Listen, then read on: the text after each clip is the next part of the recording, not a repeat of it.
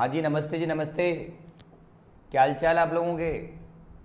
बढ़िया, सब बढ़िया हैं। इस वक्त तो वायरस चल रहा है, अपना भी ख्याल रखिए और अपनी फैमिली का भी ख्याल रखिएगा। चलें? Yes sir. आज मैंने आप लोगों के लिए हाउस रेंट अलाउंस नाम का एक टॉपिक लेके आया हूँ, और ये टॉपिक एग्ज़ाम के हिसाब से भी इम्पोर्टेंट है और प्रैक्टिकल लाइफ के हिसाब से बड़ा इम्पोर्टेंट है। तो स्टार्ट करते हैं। चलिए, देखिए, इसका नाम है हाउस रेंट अलाउंस, और इसी को बोलते हैं रूम अलाउंस। यानी हाउस रेंट अलाउंस या रूम अलाउंस एक ही बात है, और शॉर्ट के अंदर बोलते हैं HRA। क्या बोलते हैं? HRA। ठीक सर, हाउस रेंट अलाउंस या रूम अलाउंस, और शॉर्ट नाम क्या नाम है इसका? HRA। अब सबसे पहले जाने कि HRA एम्प्लॉय को क्यों मिलता है, तो ज़रा पढ़ें। It is allowed to employ for payment of rental obligation of residence house. HRA क्या होता है? एम्प्लॉयर एम्प्लॉय को रेंट चुकाने के लिए पैसा प्रोवाइड करता है। अगर एम्प्लॉय किराए के मकान में रहता है तो एम्प्लॉय को रेंट चुकाना होगा, इसलिए एम्प्लॉयर एम्प्लॉय को रेंट चुकाने के लिए पैसा देता है। एम्प्लॉयर एम्प्लॉय को रेंट चुकाने के लिए पैसा देता है, और उसी पैसे का नाम होता है HRA। क्या नाम होता है? HRA। आज बहुत सारे एम्प्लॉय हैं, उनका खुद का मकान नहीं होता है, वो लोग किराए के मकान में रहते हैं, तो बेचारों को किराया लगता है उन लोगों का। तो एम्प्लॉयर एम्प्लॉय को रेंटल ऑब्लिगेशन पूरा करने के लिए, एम्प्लॉयर एम्प्लॉय को रेंटल ऑब्लिगेशन पूरा करने के लिए, रेंट चुकाने के लिए पैसा प्रोवाइड करता है, और उसी पैसे का नाम क्या होता है? HRA। Yes sir. तो कह सकता हूं एम्प्लॉयर एम्प्लॉय को रेंट चुकाने के लिए जो पैसा प्रोवाइड करता है, जो पैसा देता है, उसी पैसे का नाम होता है HRA। अब क्वेश्चन अराइज हो रहा है, एम्प्लॉय को जो HRA मिला है, एम्प्लॉय को जो HRA मिला है, क्या उस पर एग्जम्पशन मिलेगा? बिल्कुल मिलेगा। अगर एम्प्लॉय को HRA मिलता है तो एम्प्लॉय को इस HRA पर एग्जम्पशन मिलेगा। कितना मिलेगा? आइए जरा। तो एम्प्लॉय को HRA पर क्या मिलेगा? एग्जम्पशन मिलेगा, और एग्जम्पशन मिलेगा, HRA पर एग्जम्पशन मिलेगा अंडर सेक्शन 10 सबसेक्शन 13 है। यानी कर्मचारी को अगर HRA मिलता है तो एम्प्लॉय को इस HRA पर एग्जम्पशन मिलेगा अंडर सेक्शन 10 सबसेक्शन 13 है। बाबू क्लियर है? Yes sir. अब एग्जम्पशन कैसे कैलकुलेट करेंगे, तो सबसे पहले नोट करेंगे आप एक्चुअल HRA रिसीव्ड, कितना HRA मिला। उसके बाद में नोट करेंगे रेंट पेड माइनस करेंगे 10% ऑफ सैलरी। ठीक है सर। उसके बाद नोट करेंगे 40% ऑफ सैलरी। ठीक है सर। और इन तीनों में से जो अमाउंट कम होगा, इन तीनों में से जो लोअर होगा, इन तीनों में से जो लेस होगा, उतना HRA एम्प्लॉय के लिए क्या होगा? उतना HRA एम्प्लॉय के लिए क्या होगा? एग्जम्प्ट होगा। तो मैंने बोला, अब तक क्या बोला? HRA क्या होता है? तो मैंने बोला एम्प्लॉयर एम्प्लॉय को रेंट चुकाने के लिए जो पैसा प्रोवाइड करता है, एम्प्लॉयर एम्प्लॉय को रेंटल ऑब्लिगेशन के लिए जो पैसा देता है, उस पैसे का नाम होता है HRA। और यदि किसी एम्प्लॉय को HRA मिलता है, यदि किसी एम्प्लॉय को HRA मिलता है तो एम्प्लॉय को इस HRA पर एग्जम्पशन मिलेगा। एग्जम्पशन मिलेगा अंडर सेक्शन 10 सबसेक्शन 13A में। और कितना एग्जम्पशन मिलेगा? ABC। ए में नोट किया जाएगा कितना HRA मिला, बी में नोटिंग की जाएगी रेंट पेड माइनस करेंगे 10% ऑफ सैलरी, और सी में नोट करेंगे 40% ऑफ सैलरी। और इन तीनों में से जो अमाउंट कम होगा, इन तीनों में से जो अमाउंट कम होगा, उतना HRA एम्प्लॉय के लिए एग्जम्प्ट होगा। इन तीनों में से जो अमाउंट कम होगा, उतना HRA एम्प्लॉय के लिए एग्जम्प्ट होगा। बाबू क्लियर है? हाँ सर क्लियर है। अब है भाई साहब नोट नंबर 1। अगर एम्प्लॉय ने किराए का मकान मुंबई में ले रखा है, दिल्ली में ले रखा है, चेन्नई में ले रखा है, और कोलकाता में ले रखा है, मतलब मेट्रो सिटी में ले रखा है। अगर कर्मचारी ने किराए का मकान मेट्रो सिटी में ले रखा है तो बाबू 40% की जगह आप यूज करेंगे 50% ऑफ सैलरी। अगर एम्प्लॉय ने किराए का मकान मेट्रो सिटी में ले रखा है, दिल्ली, मुंबई, कोलकाता, चेन्नई, अगर किराए का मकान मेट्रो सिटी में ले रखा है तो अपन 40% की जगह यूज करेंगे 50% ऑफ सैलरी। इसका मतलब ये हुआ, अगर कर्मचारी ने किराए का मकान मेट्रो सिटी में ले रखा है तब तो लिया जाएगा 50% ऑफ सैलरी, और कर्मचारी ने किराए का मकान नॉन मेट्रो सिटी में लिया है, जयपुर में लिया, बड़ौदा में लिया, अहमदाबाद में लिया, तब लिया जाएगा 40% ऑफ सैलरी। बाबू क्लियर है? तो याद रखना, अगर एम्प्लॉय ने किराए का मकान मेट्रो सिटी में ले रखा है तब तो लिया जाएगा 50% ऑफ सैलरी, और एम्प्लॉय ने किराए का मकान नॉन मेट्रो सिटी में ले रखा है तो लिया जाएगा 40% ऑफ सैलरी। सर ऐसा डिफरेंस क्यों है? आप सब लोग जानते हैं मेट्रो सिटी के अंदर मकान महंगा मिलता है, और महंगा मिले नहीं मिले लॉ मेकर ये मानता है कि मेट्रो सिटी के अंदर मकान महंगा है, इसलिए यहां पर लिया जाएगा 50% ऑफ सैलरी। और लॉ मेकर ये मानता है कि नॉन मेट्रो सिटी के अंदर मकान सस्ता है चाहे महंगा हो, लॉ मेकर ये मानता है कि नॉन मेट्रो सिटी के अंदर मकान सस्ता है इसलिए लिया जाएगा 40% ऑफ सैलरी। बाबू क्लियर है? तो याद रखना सी पॉइंट के अंदर या तो आएगा 40% और या आएगा 50%। 40 कब आएगा? तो मैंने कहा अगर एम्प्लॉय ने, कर्मचारी ने किराए का मकान नॉन मेट्रो सिटी में ले रखा है तब तो लिया जाएगा 40% ऑफ सैलरी, और एम्प्लॉय ने किराए का मकान अगर मेट्रो सिटी में ले रखा है तो लिया जाएगा 50% ऑफ सैलरी। बाबू क्लियर है? यस सर क्लियर है। आगे बढ़े। कुछ केस में एचआरए पर एग्जम्पशन नहीं मिलेगा। सर कब नहीं मिलेगा? पढ़ो। अगर एम्प्लॉय खुद के घर में ही रहता है, आज कई कर्मचारियों खुद के ही घर हैं, किराए में नहीं रहते, उनका खुद का घर है, ठीक सर। अगर एम्प्लॉय खुद के मकान में रहता है या ऐसे मकान में रहता है जहां एम्प्लॉय रेंट नहीं चुकाता, तो बताइए एम्प्लॉय खुद के घर में रह रहा है या ऐसे घर में रहता है जहां रेंट नहीं चुकाना पड़ रहा, तो बताइए इस केस में एम्प्लॉय को जो एचआरए मिलेगा क्या वो फुल्ली टैक्सेबल नहीं होना चाहिए? हाँ सर होना चाहिए। क्यों? क्योंकि रेंट जब चुका ही नहीं रहा तो एचआरए खर्च ही नहीं हो रहा।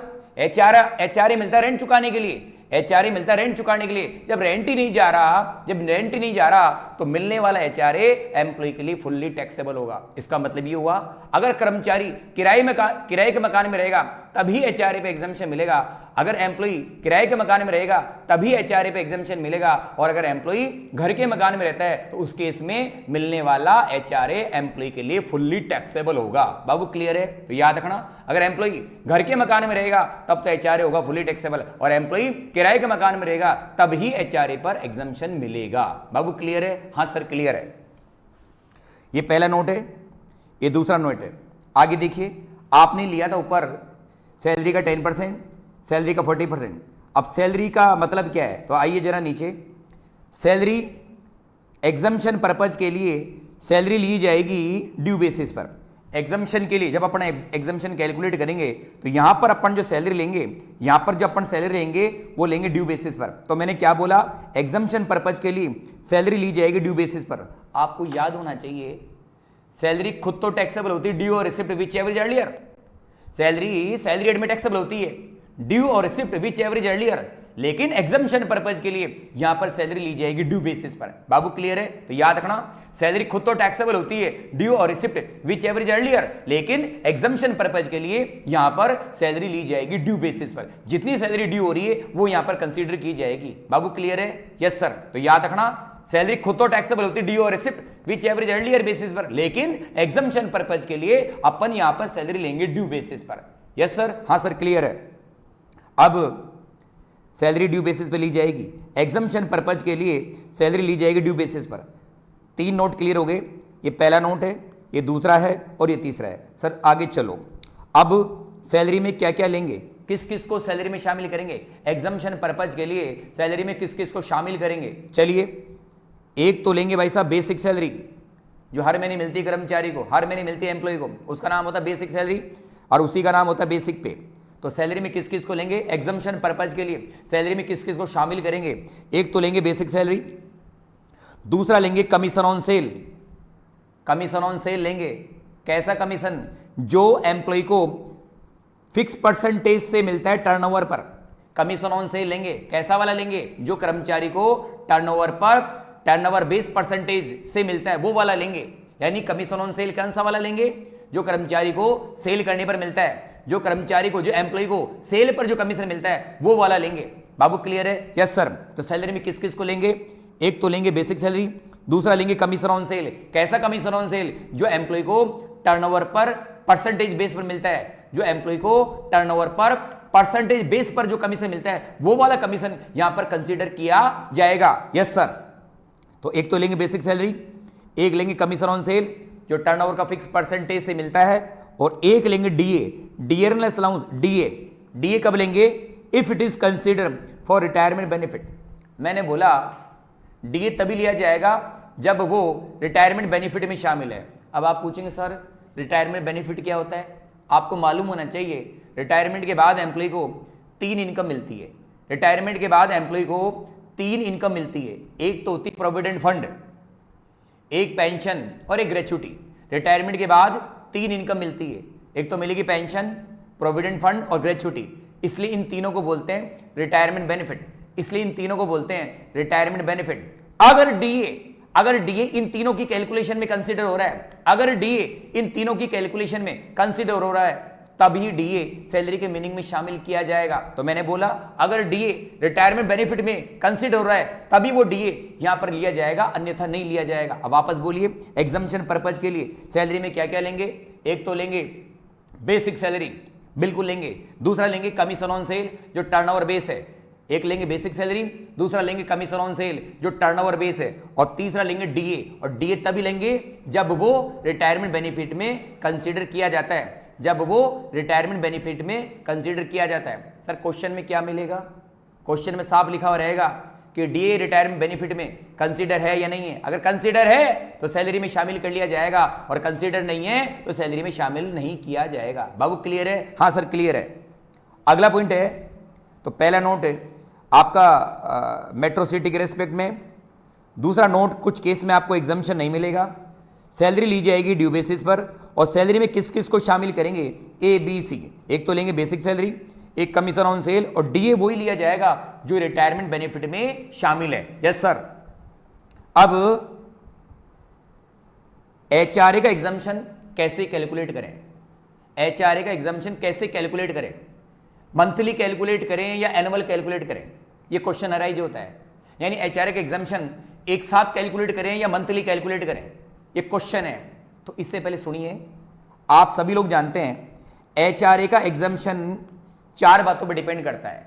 एचआरए का एग्जम्पशन आप देख लो ना बाबू, देखो ना आप, बताइए इस एग्जम्पशन के अंदर आप देखिए 4 बातें कंसीडर हो रही है। एक तो बताइए एचआरए का अमाउंट कंसीडर हो रहा है, एक रेंट पेड का अमाउंट कंसीडर हो रहा है, एक सैलरी कंसीडर हो रही है, और एक रेंटल प्लेस कंसीडर हो रहा है। यानी एचआरए का एग्जम्पशन, एचआरए का जो एग्जम्पशन है वो 4 बातों पर डिपेंड करता है।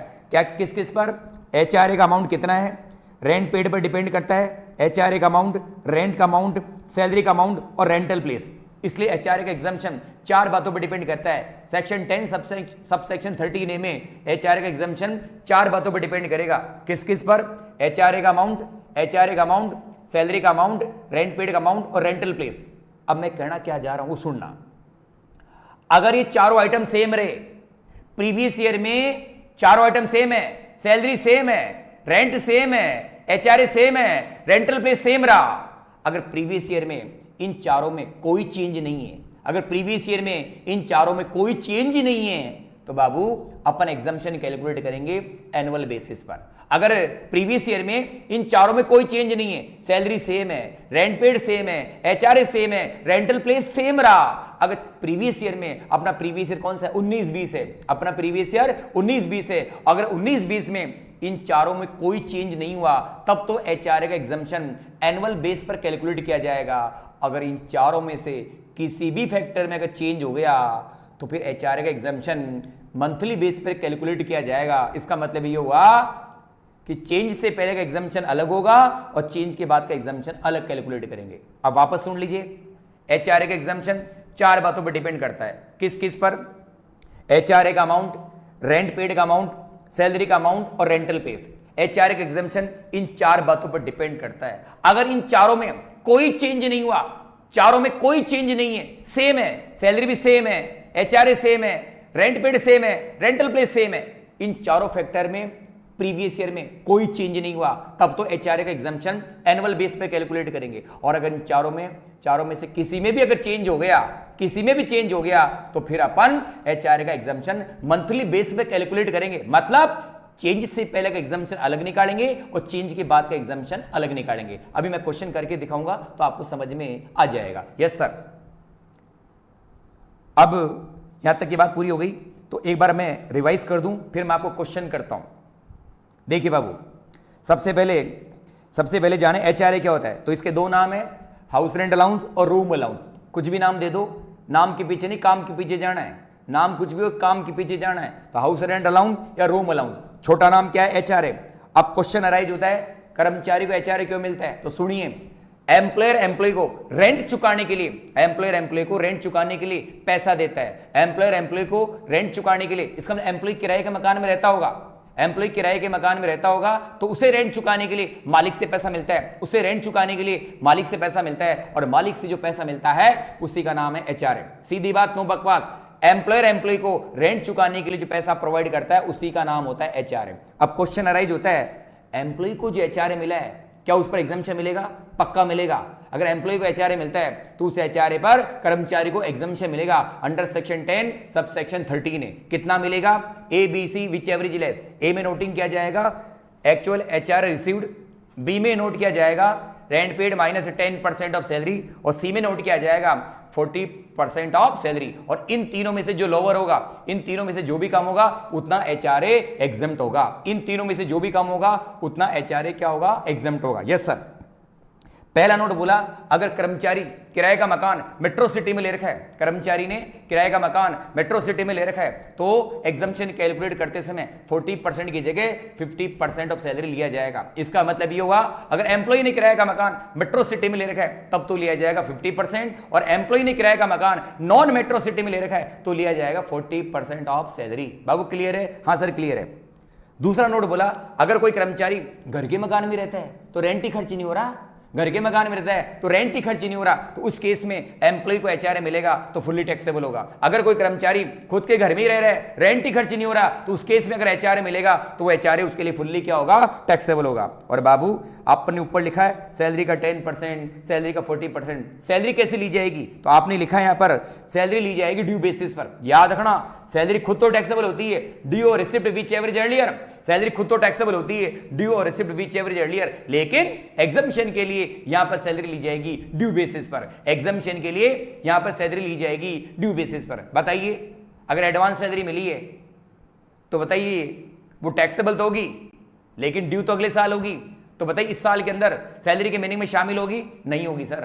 यहां सैलरी ली जाएगी एग्जम्पशन के लिए, यहां सैलरी ली जाएगी ड्यू बेसिस पर, और एडवांस सैलरी मिलती इस साल है लेकिन ड्यू अगले साल होगी, इसलिए इस साल जब एग्जम्पशन कैलकुलेट करेंगे तो एडवांस सैलरी को सैलरी के मीनिंग में शामिल नहीं करेंगे। बाबू क्लियर है? याद रखना, एग्जम्पशन के लिए सैलरी ली जाएगी ड्यू बेसिस पर। Yes sir. और सैलरी में क्या क्या आएगा? एक तो आएगा बेसिक सैलरी, दूसरा आएगा कमीशन ऑन सेल, और तीसरा आएगा डीए इफ का मतलब है जितना डीए रिटायरमेंट बेनिफिट में कंसीडर किया जाता है। बाबू क्लियर है? हाँ सर क्लियर है। और आखिरी नोट है एचआरए का एग्जम्पशन मंथली निकालें या एनुअल निकालें। एचआरए का एग्जम्पशन मंथली बेस पे कैलकुलेट करें या एनुअल बेस पे कैलकुलेट करें, तो इसके लिए याद रखना 4 बातें, एचआरए का अमाउंट, रेंट का अमाउंट, सैलरी का अमाउंट और रेंट रिप्लेस। अगर चारों फैक्टर में कोई चेंज नहीं हुआ, चारों फैक्टर में प्रीवियस ईयर में चारों फैक्टर में कोई चेंज नहीं हुआ, तब तो एचआरए का एग्जम्पशन अपन कैलकुलेट करेंगे एनुअल बेसिस पर। और इन चारों में से किसी में भी अगर चेंज हो गया प्रीवियस ईयर में तो फिर चेंज से पहले का एग्जम्पशन अलग निकालेंगे और चेंज के बाद का एग्जम्पशन अलग निकालेंगे। That means exemption monthly base पर कैलकुलेट किया जाएगा। बाबू क्लियर है? हाँ सर क्लियर है। अब मैं आप लोगों को 2-3 क्वेश्चन करके दिखा रहा हूं जिससे आपको मालूम पड़ जाएगा कि एचआरए का एग्जम्पशन कैसे कैलकुलेट किया जाता है। यस सर, चलते हैं बाबू।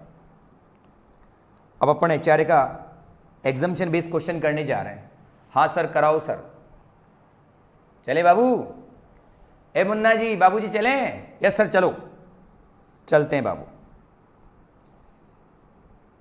और आप लोगों को वीडियो अच्छा लगे तो अपने आप खुद भी देखिएगा और अपने जितने फ्रेंड्स हैं उनको ज़रूर बोलिए कि वो इस वीडियो को ज़रूर देखें।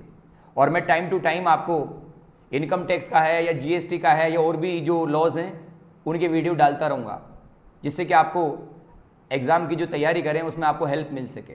ठीक है बेटा? Yes sir, yes sir. और आपको कोई भी प्रकार की क्वेरी पूछनी हो, कोई प्रॉब्लम पूछनी हो तो स्क्रीन पे मेरे नंबर चल रहे हैं, उस नंबर पर डायल करके आप मेरे से इनकम टैक्स में और जीएसटी के किसी भी प्रकार की प्रॉब्लम डिस्कस करना चाहें वो भी कर सकते हैं, और कोई भी क्वेश्चन में प्रॉब्लम आ रही है वो भी डिस्कस कर सकते हैं।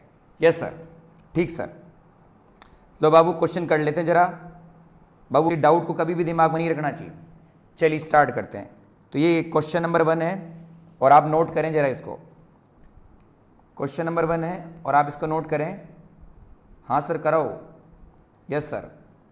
तो लिखिए calculate calculate calculate calculate exemption of HRA, calculate exemption of HRA under section 10 subsection 13A। कैलकुलेट करेंगे exemption of HRA under section 10 subsection 13A। Yes sir. चलो जी इन्फॉर्मेशन नोट करो। सबसे पहले लिखिए बाबू बेसिक सैलरी वो है भाई साहब 10,000 पर मंथ। Yes sir. उसके बाद नोट करें बोनस भी मिलता है, एम्प्लॉय को बोनस मिलता है 2,000 per month. Yes sir. Basic salary है, बोनस भी मिलता है। हाँ सर मिलता है। आगे बढ़ो बेटा। उसके बाद में DA मिलता है 2,000 per month, 2,000 per month DA मिलता है। ब्रैकेट में लिख दीजिए consider for retirement benefit, consider for retirement benefit. DA retirement benefit में कंसीडर किया जाता है। Yes sir, yes sir. आगे बढ़ो बेटा। उसके बाद में क्या हुआ आगे क्या हुआ है वो भी देखिए। अब इसको मिला है बाबू HRA मिला है 5,000 पर मंथ। HRA मिला है इसको 5,000 पर मंथ। और किराए का मकान कहाँ ले रखा है वो भी लिखिएगा। रेंट पेड, किराए का मकान कहाँ ले रखा है? रेंट पेड इन जयपुर, किराए का मकान जयपुर में ले रखा है 8,000 पर मंथ। किराए का मकान जयपुर में ले रखा है 8,000 पर मंथ। किराए का मकान जयपुर में ले रखा है 8,000 पर मंथ। और आपसे क्वेश्चन पूछा गया है कि HRA का एग्जम्पशन कैलकुलेट करके बताइए। यस सर बताते हैं बाबू। चलिए नीचे लिखिए आंसर में, आंसर लिखिएगा exemption of HRA under section 10 sub section 13A। Exemption of HRA under section 10 sub section 13A। Yes sir. सबसे पहले नोटिंग करेंगे, एग्जम्पशन कैलकुलेट करने जा रहे हैं। और अभी बताया था मैंने ABC विच एवरेज लेस, इन तीनों में से जो कम होगा उतना HRA एग्जम्प्ट होगा। Yes sir. सबसे पहले लिखिएगा एक्चुअल HRA रिसीव्ड कितना मिला, एक्चुअल HRA रिसीव्ड कितना मिला। तो कितना मिला बाबू बताता हूं मैं आपको। HRA मिला बाबू 5,000 पर मंथ। Yes sir. तो 12 महीने का मिला बाबू 60,000। ये बाबू क्या होता है सर? ये प्यार का नाम है। बच्चा हो या बच्ची हो हम सबको बोलते हैं बाबू। द बाबू मीन्स प्यार का नाम बाबू है। Yes sir.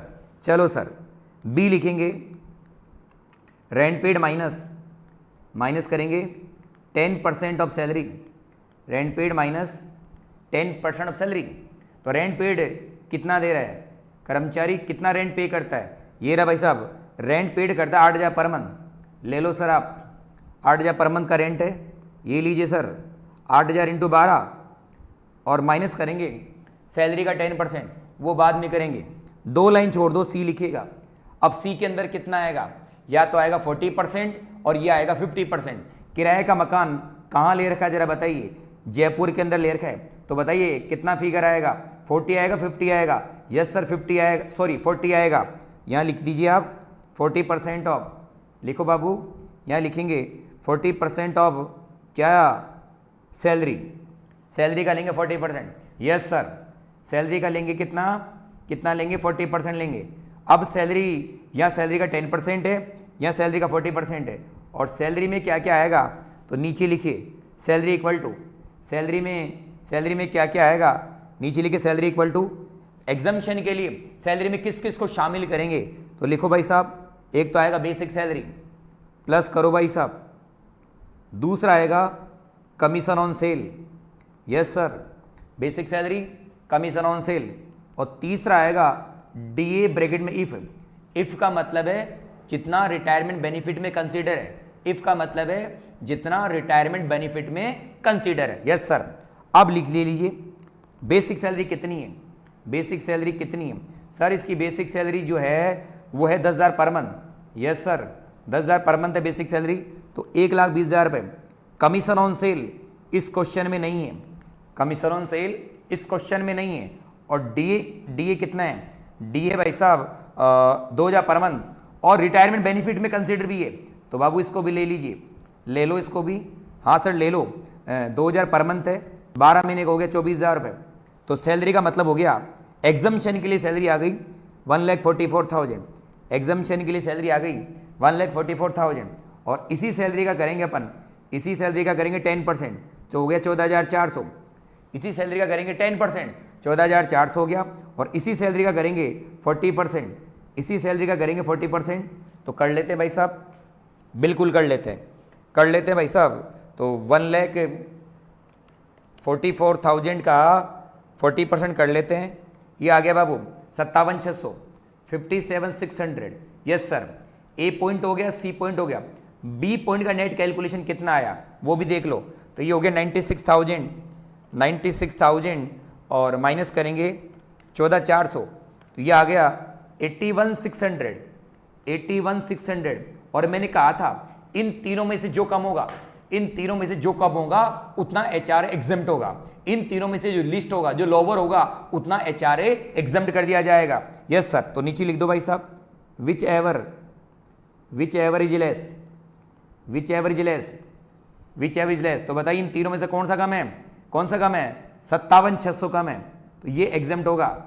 इन तीनों में से कौन सा कम है, 57,600, तो ये एग्जम्प्ट होगा। अब आप पूछेंगे सर फिर टैक्सेबल एचआरए कितना हुआ, तो आप ऐसे करो, एक लाइन छोड़ के नीचे दिखा दो, टैक्सेबल एचआरए कितना हुआ, टैक्सेबल एचआरए कितना हुआ, तो जो मिला उसमें से एग्जम्पशन हटा दो, जो मिला उसमें से एग्जम्पशन हटा दो, तो बाकी टैक्सेबल हो जाएगा। सर कितना मिला था, अरे बताऊं कितना मिला था, ये रहा एचआरए मिला 5,000 पर मंथ, तो 5,000 पर मंथ तो मिला है बाबू, और उसमें से 5,000 पर मंथ मिला है, यानी 60,000 मिल गया आपको, और एग्जम्पशन कितना मिल गया 57,600 का, यानी 60,000 एचआरए मिला था, 60,000 का एचआरए मिला है, 60,000 का एचआरए मिला है, और 57,600 एग्जम्प्ट हो गए, टैक्स फ्री हो गए, तो बाकी एचआरए 2,400 क्या हो गए बाबू, टैक्सेबल हो गए। बाबू क्लियर है, क्लियर है, यस सर क्लियर है। ये मेरा पहला क्वेश्चन है। सर दूसरा क्वेश्चन बताइए, बताते हैं बाबू, दूसरा क्वेश्चन भी बताते हैं आपको, 2 मिनट रुके आप जरा।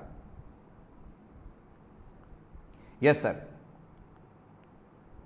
दूसरा क्वेश्चन, हाँ सर नोट करिए, दूसरा क्वेश्चन सभी लोग नोट करेंगे, हाँ सर करो, लिखो जी, क्वेश्चन नंबर 2 है। यस सर, लिखो भाई साहब, कैलकुलेट एग्जम्पशन, कैलकुलेट करेंगे exemption of HRA under section 10 sub section 13 है। यस सर, अब आप इंफॉर्मेशन भी लिखिएगा, लिखिए बाबू, ए बेसिक सैलरी है 20,000 पर मंथ, बहुत बढ़िया। एम्प्लॉय को बोनस मिलता है 5,000 per month, basic salary 20,000 per month है, बोनस मिलता है 5,000 पर मंथ, बहुत बढ़िया सर। आपके ये भी मिला है कमीशन ऑन सेल, सेल पर कमीशन मिलता है 1%, और सेल कितने की करी है एम्प्लॉय ने, एम्प्लॉय ने सेल कितने की करी है, 10 लाख रुपए की सेल करी बाबू, एम्प्लॉय ने सेल करी 10 लाख रुपए की। यस सर, डीए मिलता है 2,000 per month, 2,000 per month DA मिलता है। यस सर, आगे बढ़ो, एम्प्लॉय को एचआरए मिला है, एम्प्लॉय को एचआरए मिला है, एचआरए मिला है 10,000 पर मंथ। यस सर, और किराए का मकान कहाँ ले रखा है, किराए का मकान कहाँ ले रखा है, ये लिखे बाबू, rent paid in Delhi, Delhi नगरी में किराए का मकान ले रखा है, rent paid in Delhi, Delhi में किराए का मकान ले रखा है, दिल्ली में किराए का मकान ले रखा है, और किराया देता है 12,000 पर मंथ। ये मेरा क्वेश्चन है, और आपसे पूछा है एचआरए का एग्जम्पशन कैलकुलेट करिए, करते हैं सर, आ जाओ जी। ये मेरा क्वेश्चन है और आपसे पूछा गया है कि एचआरए का एग्जम्पशन कैलकुलेट कीजिए। क्या क्या इन्फॉर्मेशन है, बेसिक सैलरी 20,000 पर मंथ है, बोनस 5,000 पर मंथ है, कमीशन ऑन सेल 1% है, डीए 2,000 पर मंथ है, एचआरए 10,000 पर मंथ है, और rent paid in Delhi 12,000 per month है, और आपसे पूछा गया है एचआरए का एग्जम्पशन कैलकुलेट करके बताइए। यस सर, करते हैं बाबू लोग, आ जाओ जी बाबू, आ जाइए। तो आंसर लिखिए, मैं भी लिख रहा हूं, आंसर लिखेंगे, आंसर लिखिए, exemption of HRA under section 10 sub section 13 है। Exemption of HRA under section 10 sub section 13 है। Yes sir. अब एग्जामिशन कैलकुलेट करने जा रहा हूं। ए बी सी, ए बी और सी। Yes sir. ए लिखिएगा एक्चुअल एचआरए रिसीव्ड, कितना एचआरए मिला कितना मिला, देखो बाबू कितना मिला एचआरए मिला है भाई साहब 10,000 पर मंथ, तो 12 महीने का हो गया 10,000 इंटू 12 मल्टीप्लाई 12 तो कितना हो गया बाबू 1,20,000। ये एचआरए मिला है भाई साहब, 1,20,000 का एचआरए मिला। Yes sir. बी नोट करिएगा, रेंट पेड माइनस, बी लिखे rent paid minus 10% of salary, rent paid minus करेंगे सैलरी का 10%। रेंट पेड कितना है भाई साहब, दिल्ली में रेंट पे कर रहा है ये, रेंट पे कर रहा है 12,000 पर मंथ, तो 12 महीने का कितना हो गया बाबू 144। 12,000 पर मंथ है तो 12 महीने का हो गया 144।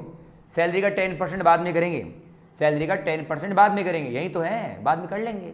सी लिखेगा, सी कहाँ पर ले रखा है, दिल्ली में ले रखा है, बताइए 40 आएगा 50 आएगा। यस सर 50 ही आएगा, तो सी में लिखेगा 50% ऑफ सैलरी, 50% ऑफ सैलरी। यहाँ भी सैलरी है और यहाँ भी सैलरी है, सैलरी में क्या आएगा, यहाँ भी सैलरी है और यहाँ भी सैलरी है, तो एग्जामिशन के लिए सैलरी में किस किस को शामिल करेंगे, तो बाबू यहाँ लिख दीजिए आप, जैसे मैं लिख रहा हूँ सैलरी में किस किस को शामिल करेंगे। तो एक तो आएगी भाई साहब बेसिक सैलरी, एक आएगा आपका क्या आएगा sir commission on cell. Salary में क्या क्या शामिल करेंगे, एक तो आएगी बेसिक सैलरी, एक आएगा कमीशन ऑन सेल और एक आएगा आपका DA इफ। Yes sir. तो वैल्यू पुट करें, हाँ सर करो।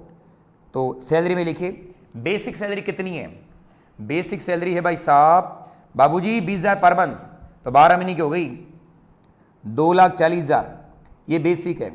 कमीशन ऑन सेल जो टर्नओवर बेस होना चाहिए, देखना पड़ेगा भाई साहब, कमीशन ऑन सेल हाँ है साहब, और ये टर्नओवर बेस ही है, तो बताओ कंसीडर किया जाएगा, हाँ सर कंसीडर किया जाएगा। कमीशन ऑन सेल है और टर्नओवर बेस ही है, सैलरी में कंसीडर किया जाएगा, हाँ सर किया जाएगा। तो 10 लाख का करो 1%, 10 लाख का 1% हो गया 10,000 रुपये। और DA के बारे में क्या इन्फॉर्मेशन है बाबू, क्वेश्चन के अंदर DA तो है लेकिन रिटायरमेंट बेनिफिट में कंसीडर है या नहीं है मालूम नहीं है। क्वेश्चन में DA तो है लेकिन इफ है या नहीं है मालूम नहीं है, रिटायरमेंट बेनिफिट में शामिल है या नहीं है मालूम नहीं है। तो अपन ये मानेंगे कि DA रिटायरमेंट बेनिफिट में कंसीडर नहीं होता है, तो अपन ये मानेंगे। जब क्वेश्चन में क्लियर इंफॉर्मेशन नहीं है, क्वेश्चन में क्लियर इंफॉर्मेशन नहीं है, तो अपन यही मानेंगे कि DA रिटायरमेंट बेनिफिट में कंसीडर नहीं किया जाता है, इसलिए DA को सैलरी के मीनिंग में शामिल नहीं करेंगे। यस सर नहीं करेंगे, छोड़ दो। इफ नहीं है DA लेकिन इफ नहीं है नील कर दो। तो एग्जामिशन के लिए सैलरी आ गई आपकी 2.5 लाख रुपए, एग्जामिशन के लिए सैलरी आ गई 2,50,000 रुपए, और इसी सैलरी का करेंगे अपन 10%। सर कर दो 25,000 हो गया सर, हाँ सर हो गया। और इसी सैलरी का करेंगे, इसी सैलरी का करेंगे 50%, तो ये हो गया अपना 2.5 लाख का 50%, 1,25,000, 1,25,000। तो A पॉइंट ये हो गया, C पॉइंट और B पॉइंट का नेट कैलकुलेशन कर लो। 1,44,000 144 माइनस कर दो 25,000, तो ये आ गया 1,19,000 रुपये, 1,19,000 रुपये। और हमने कहा था इन तीनों में से जो कम है, इन तीनों में से जो कम है उतना HRA एग्जम्प्ट होगा, इन तीनों में से जो भी कम है उतना HRA एग्जम्प्ट होगा। तो नोट कर लो नीचे बेटा, विच एवर इज लेस, इन तीनों में से कौन सा कम है भाई साहब, बीच वाला ही कम है।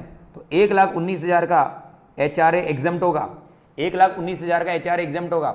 सर टैक्सेबल कितना होगा, नीचे दिखा दो बाबू, ये लो बाबू, ये लाइन डाल के नीचे दिखा दो। Taxable HRA, taxable amount of HRA कितना होगा, एम्प्लॉय के लिए HRA कितना टैक्सेबल होगा, कितना टैक्सेबल होगा। तो कितना मिला था बाबू, मिला था 10,000 पर मंथ, तो 1,20 तो मिला, 1,20,000 का HRA मिला था उसको। जितना मिला उसमें से एग्जामिशन हटा दो, जितना मिला उसमें से एग्जामिशन घटा दो तो बाकी अमाउंट टैक्सेबल हो जाएगा, जितना मिला उसमें से एग्जामिशन घटा दो तो बाकी अमाउंट है वो एम्प्लॉय के लिए टैक्सेबल हो जाएगा। तो 1,20,000 का HRA मिला है और एग्जामिशन कितना हो गया 1,19,000 का, तो 1,20,000 का HRA मिला, 1,19,000 रुपए एग्जाम्प्ट हो गए, तो बाबू 1,000 रुपए क्या हो गए आपके लिए टैक्सेबल हो गया। बाबू क्लियर है, हाँ सर क्लियर है। तो पहला क्वेश्चन भी एग्जामिशन पर था, दूसरा क्वेश्चन भी एग्जामिशन पर था, अब तीसरा क्वेश्चन एक और है एग्जामिशन पर। Yes sir, yes sir. Sir मौज आ रही है, अरे मौज क्यों नहीं आएगी, काम ऐसे कर रहे हो। Yes sir. अब क्वेश्चन नंबर लिखे थर्ड, क्वेश्चन नंबर थर्ड लिखेंगे। क्वेश्चन नंबर थर्ड लिखिएगा calculate. Yes sir, question number third होगा। यस सर, लिखिएगा कैलकुलेट एग्जम्पशन ऑफ HRA और अंडर सेक्शन वही होगा 10 subsection 13A। Yes sir, calculate exemption of HRA under section 10 subsection 13A। Yes sir. अब लिखिए बाबू ए, information लिखिए। Employ अपनी इंफॉर्मेशन आपको प्रोवाइड कर रहा है और आपको एग्जम्पशन कैलकुलेट करके बताना है। आपको इंफॉर्मेशन दी जा रही है और आपको एग्जम्पशन कैलकुलेट करके बताना है। Yes sir. बेसिक सैलरी है, basic salary 20,000 per month. Yes sir. आगे लिखेंगे डीए मिलता है इसको 5,000 पर मंथ। Yes sir.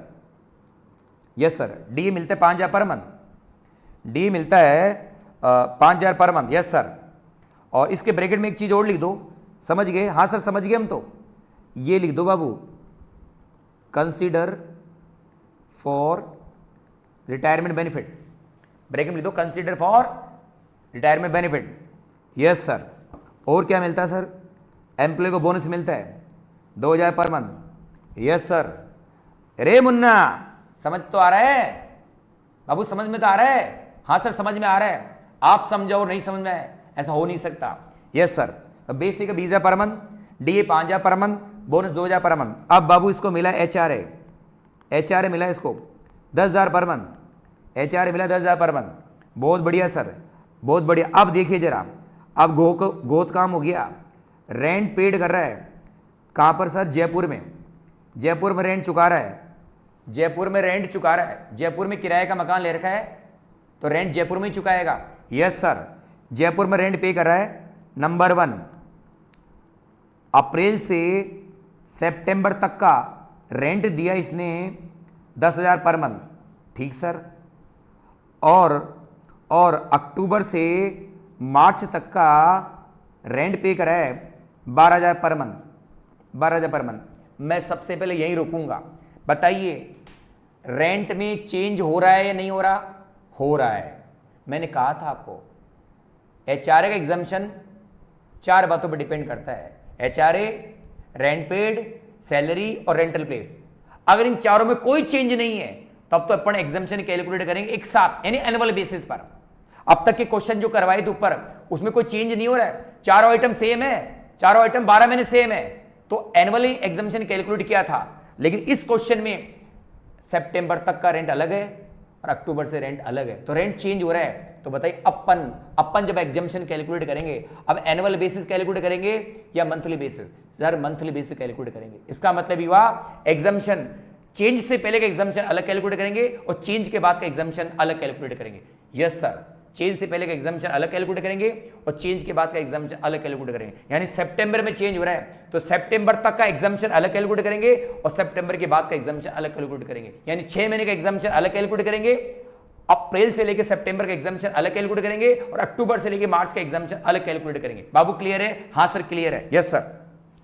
तो आ जाओ जी आंसर के अंदर बाबू, आंसर दे दीजिए इसको। आंसर में लिखिए सबसे पहले एग्जम्पशन ऑफ HRA और सेक्शन डाल देना 10 सबसेक्शन 13 है। और ये एग्जम्पशन अपन निकाल रहे हैं अप्रैल से लेके और सितंबर तक का।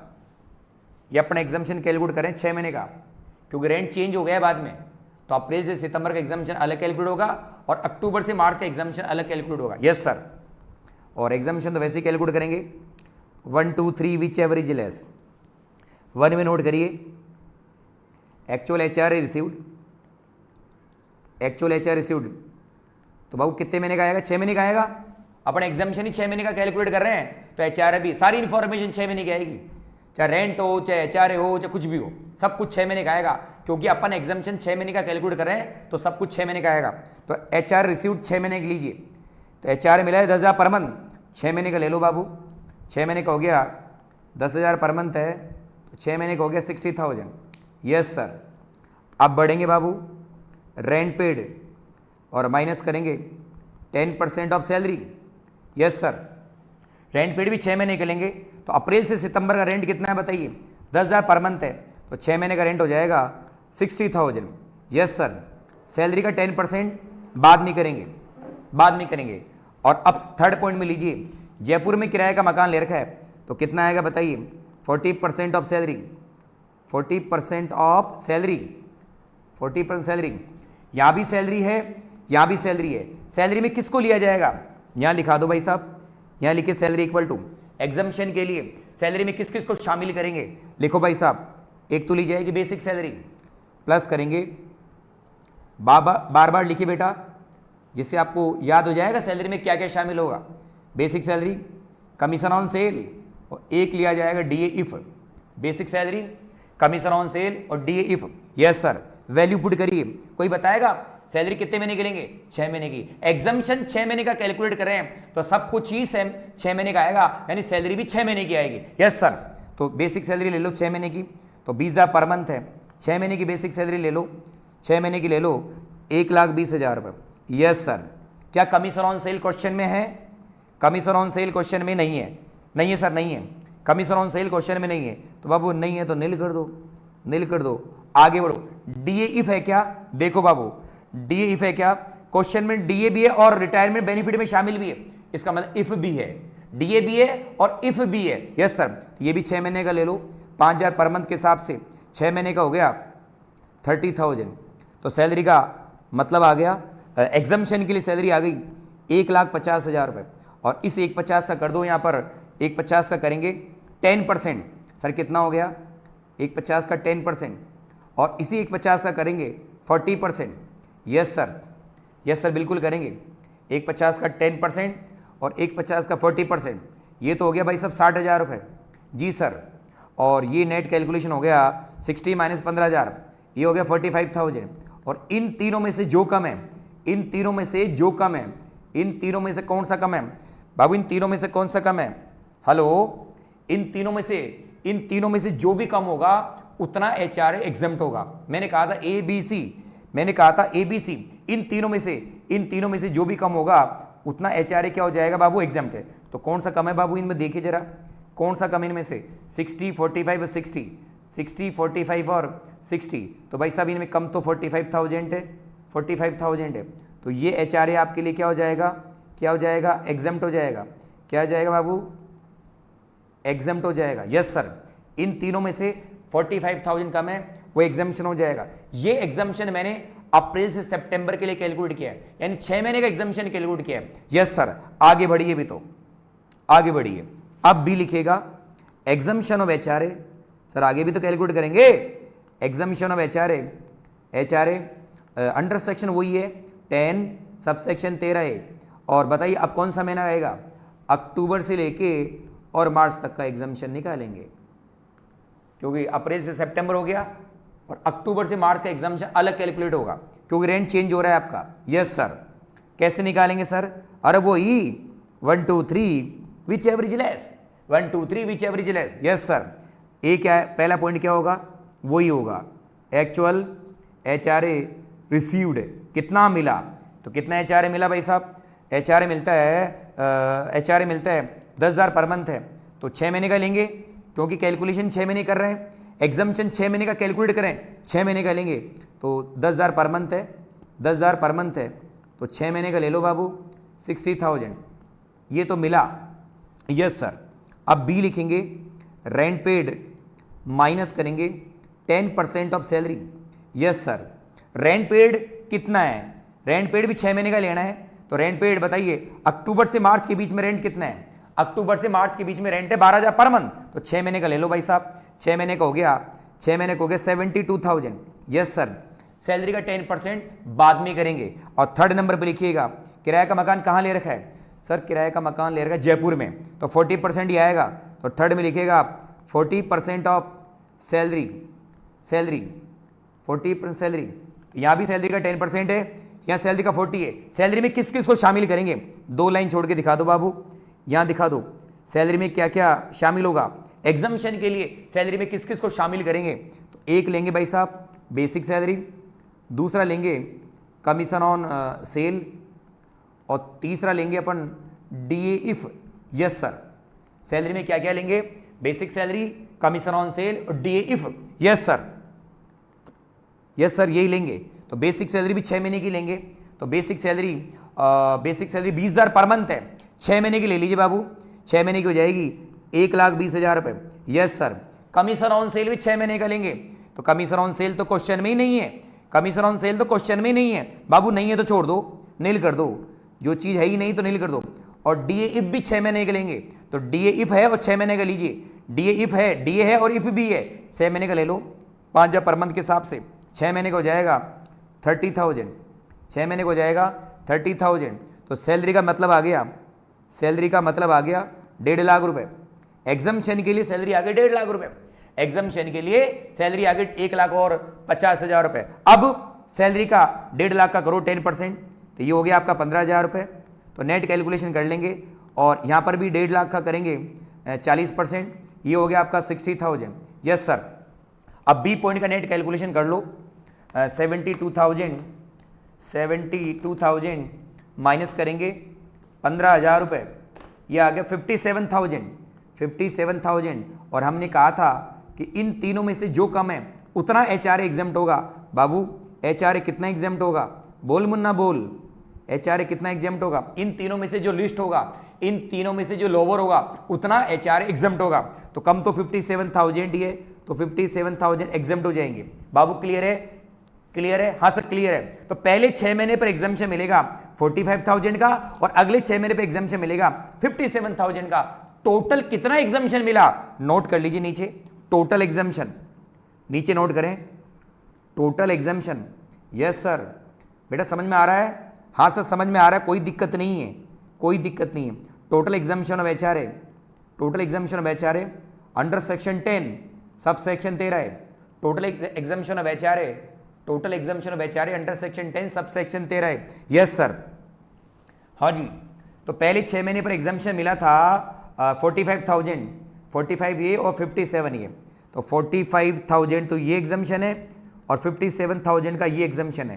तो टोटल एग्जाम्पशन आपको मिला, टोटल एग्जाम्पशन आपको मिला, टोटल एग्जाम्पशन मिला 1,02,000, 102,000। टोटल एग्जाम्पशन मिला 1,02,000। तो बताइए HRA टैक्सेबल कितना होगा? तो यहाँ दिखा दो बाबू, taxable HRA, taxable amount of HRA। और HRA कितना मिला था बताऊं? जितना मिला उसमें से एग्जाम्पशन घटा दो, जितना मिला उसमें से एग्जाम्पशन घटा दो, तो बाकी अमाउंट टैक्सेबल आ जाएगा। Yes sir. तो कितना HRA मिला था? HRA मिला था 10,000 पर मंथ, तो 12 महीने का 1,20 हो गया। हाँ सर, 1,20 तो मिला था, और 1,02,000 का एग्जाम्पशन मिल गया। तो अल्टीमेट HRA कितना टैक्सेबल हो गया? 18,000 का HRA क्या हो गया? टैक्सेबल हो गया। 18,000 रुपए का HRA क्या हो गया? टैक्सेबल हो गया। अब एक बात बताइए मेरे को, आपने अब तक 3 क्वेश्चन करे, और तीनों क्वेश्चन में एम्प्लॉय किराए के मकान में रहता है। आपने 3 क्वेश्चन करें, और तीनों ही क्वेश्चन में कर्मचारी किराए के मकान में रहता है। किराए के मकान में रह रहा है तभी तो एग्जाम्पशन दिया जा रहा है। एम्प्लॉय किराए के मकान में रहता है तभी तो उसको एग्जाम्पशन मिला है, और एम्प्लॉय का घर के मकान में रहता, तो बताइए HRA फुल्ली क्या होगा? टैक्सेबल होगा। बाबू क्लियर है? तीनों क्वेश्चन में एम्प्लॉय किराए के मकान में रहता है तभी एम्प्लॉय को HRA पर एग्जाम्पशन मिल रहा है। अगर कोई कर्मचारी घर के मकान में रहता है और फिर भी HRA मिलता है, तो मिलने वाला HRA एम्प्लॉय के लिए फुल्ली क्या होगा? टैक्सेबल होगा। बाबू क्लियर है? क्लियर है? Yes sir. तो उम्मीद करता हूं कि आपको HRA का जो प्रोविजंस है वो भी आपको समझ में आ गया होगा, और मैंने आपके लिए 3 क्वेश्चन करे हैं, और ये तीनों क्वेश्चन आप लोगों को समझ में आ गए होंगे। तो अब आप लोग इस वीडियो को आराम से दोबारा आप देखिएगा, और आपको अच्छा वीडियो लगे तो अपने दोस्तों को, अपने फ्रेंड्स को बताइएगा, और उनको HRA का ये पूरा टॉपिक समझ में आ जाएगा। उम्मीद करता हूँ आपको सब कुछ समझ में आ गया होगा। अब मैं क्लास को यहीं ऑफ करता हूँ। Thank you very much.